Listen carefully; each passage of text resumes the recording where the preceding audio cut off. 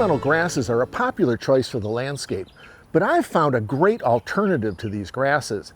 It was a mind-altering and garden-altering experience. In addition to planting traditional ornamental grasses, I was introduced by my friend Brie Arthur to the idea of growing grains, which by the way are grasses, in my home landscape.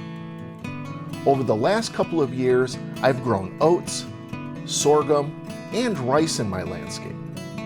Let me show you my wheat that I grew this year. I started my wheat like many of my other crops inside on my germination rack before planting out in the landscape in January. By April, the seed heads are starting to form and the ripening process begins.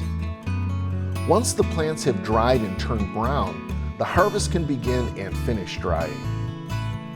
The dried seed heads need to be thrashed, threshed, and winnowed. To thrash, I place the seed heads in a 5-gallon bucket and use a drill with a paint stirrer with a few links of added chain to pulverize and release the seed. I'll remove the large pieces of chaff by hand and discard. I like to use screens to further remove pieces of chaff from the seed. Then using a fan to finish the separation, called winnowing, the smaller, lighter chaff is blown from the seed. Now I need to learn how to grind the seed and enjoy the biscuits I grew in my garden. I can hardly wait. I'm horticulturist Gary Bachman. I'll see you next time on Southern Gardening.